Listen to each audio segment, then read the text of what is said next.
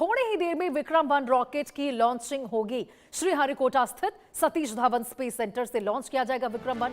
और वह देखिए, भारत का पहला प्राइवेट ऑर्बिटल रॉकेट ये मिशन है। बेहद महत्वपूर्ण ये मिशन, सबकी निगाहें इस मिशन पर टिकी हुई है।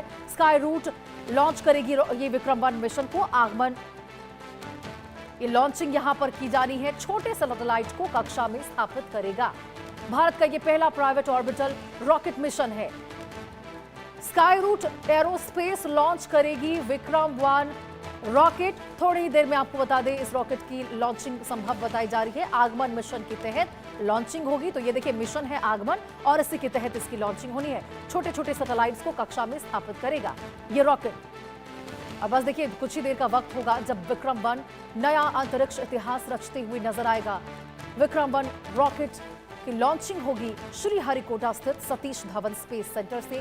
इस ऐतिहासिक लॉन्चिंग होने वाली है, जिसको लेकर सबकी निगाहें टिकी है। अंतरिक्ष में आपको बता दें, भारत का एक और धमाका, भारत का पहला प्राइवेट ऑर्बिटल जिस पर निगाहें टिकी है। स्काई रूट एरोस्पेस लॉन्च करेगी ये विक्रम-1 रॉकेट।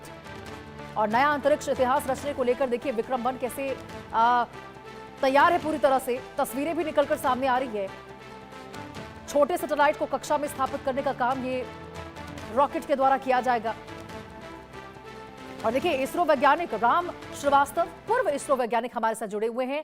राम श्रीवास्तव जी, बहुत स्वागत है इंडिया न्यूज पर आपका जुड़ने के लिए।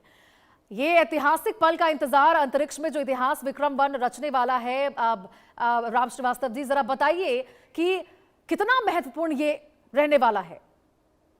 देखिए, प्राइवेट ऑर्गेनाइजेशन के साथ में हमारे इसरो का जो गठबंधन हो रहा है, उसकी वजह से ये जो एक महत्वपूर्ण उपलब्धि होने जा रही है, इसकी जितनी भी पूरी प्रशंसा की जाए कम है। और इसमें सबसे खास बात यह है कि हमारे और सिंगापुर के जो टाइज हैं, वो पूरा उसका एक उदाहरण है। ये जो ऑर्गेनाइजेशन है स्काई रूट, ये उनके कोलैबोरेशन में काम कर रही है। और हमारे आज की तारीख में स्टार्टअप, क्योंकि इस जमाने में 5-6 ही हुआ करते थे, आज लगभग 400 स्टार्टअप हैं।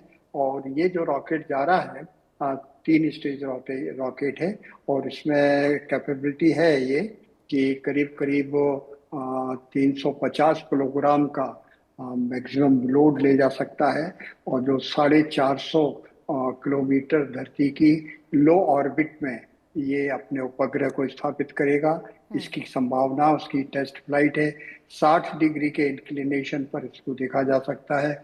जो फिलहाल डायमंड लोटस नाम का उपग्रह तैयार किया गया है, ये कॉस्मोस डायमंड नाम की कंपनी ने बनाया है। तो ये एक मिला जुला प्रयास है। और निश्चित रूप से इसके डायरेक्टर राजेश जोशी ने बताया है कि आज की तारीख में प्राइवेट सेक्टर में स्पेस के मामले में बहुत प्रगति हो रही है। क्योंकि जैसा कि अभी समाचार आया था, इसरो के लगभग 120 साइंटिस्ट ने वहाँ से जॉब से BRS ले लिया। वो लगभग सभी जो है अब प्राइवेट ऑर्गेनाइजेशन ज्वाइन कर रहे हैं। क्योंकि सरकारी ऑर्गेनाइजेशन में काम करने का अपने कुछ कायदे कानून होते हैं। यहाँ जितनी फ्रीडम उनको मिलेगी, इतना स्कोप इनको मिलेगा, इतने रेमुनरेशन मिलेगा, वो संभवतः सरकारी उसमें नहीं मिल पाते हैं। और खुले दिमाग से काम कर और एक मिशन के लिए टारगेटेड वो काम करेंगे। तो निश्चित रूप से ये कहने के लिए इसमें अंतर्राष्ट्रीय सहयोग है। सिंगापुर के साथ मिलकर हम ये काम कर रहे हैं। पर इसमें पूरा का पूरा भारतीय मस्तिष्क है। ईच एंड एवरीथिंग जो है भारतीय टेक्नोलॉजी से डेवलप की गई है। और हमारे इसरो के कार्यक्रम में ये एक कैटालिटिक एजेंट जैसा काम करेगा, उत्प्रेरक का काम करेगा। और हमारे जो मिशन है 2047 तक चंद्रमा पर अपना तिरंगा झंडा गाड़कर वहाँ पर एक कैंप बनाना, हमारे एस्ट्रोनॉट्स का वहाँ पर एक अंतरिक्ष स्टेशन बनाना, निश्चित रूप से उस दिशा में हमारा देश बहुत आगे काम करेगा। बिल्कुल राम श्रीवास्तव जी, लेकिन मैं ये समझना चाहूंगी कि जरा आप बताएं, क्योंकि जैसे जैसे समय बीत रहा है, धड़कनें भी सबकी तेज है। एलन मस्क की जो स्पेस एक्स, वो बहुत ज्यादा अपनी बादशाहत दर्ज करते हुए अंतरिक्ष में नजर आ रही है। उसको किस प्रकार से हमारा ये विक्रम-1 रॉकेट चुनौती देता हुआ नजर आ सकता है? देखिए, स्पेस में जो कुछ भी आज हो रहा है बहुत ही अकल्पनीय हो रहा है। स्पेस एक्स जो उनका एलन मस्क का है, उसके करीब 11,000 सैटेलाइट्स इस समय अंतरिक्ष में चारों तरफ जा रहे हैं। उनका उद्देश्य यही है, कमर्शियली पैसा कमाना और सब जगह इंटरनेट सर्विसेज देना। और करीब करीब ये 1750 सैटेलाइट तो उन्होंने इसी साल छोड़े हैं। और इस तरह देखा जाए तो अंतरिक्ष में एक बड़ा भारी खतरा भी पैदा हो रहा है, इतने सारे कचरे इकट्ठे हो रहे हैं। और ये जो छोटे छोटे सैटेलाइट हैं ज़्यादातर एल्यूमिनियम के बने हुए हैं, लेकिन हमारे जो स्टार रूट ने तैयार किया है, जो अभी छोड़ा जा रहा है, ये जो है ये कंपोजिट कार्बन का बना हुआ है। इससे इतना ज़्यादा खतरा नहीं है।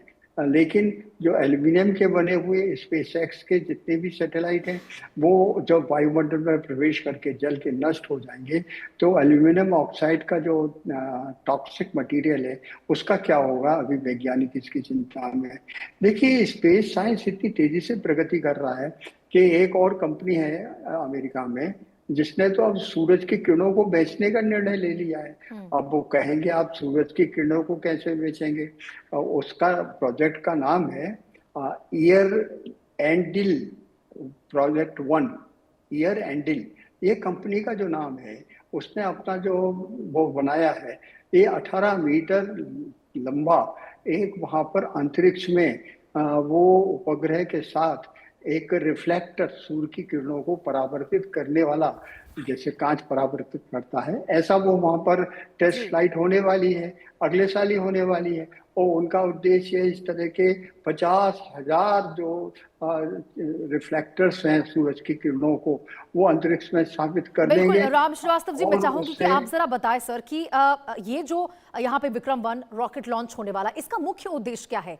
क्या ये सिर्फ यहाँ पर कोई टेस्ट फ्लाइट है या फिर कोई पेलोड भी इसके साथ जाती हुई नजर आ सकती है? पेलोड जा रहा है ना इसके साथ, हाँ। सैटेलाइट। और ये तो टेस्ट फ्लाइट है, इसमें सभी पैरामीटर्स देखे जाएंगे कि सही काम कर रहे हैं या नहीं कर रहे हैं और इनमें क्या कमी आती है। हर किसी कदम को आगे बढ़ाने के लिए पहले टेस्ट फ्लाइट की जाती है। वो टेस्ट फ्लाइट सक्सेसफुल हो जाएगी अगर उसमें कुछ डिफेक्ट रहेंगे।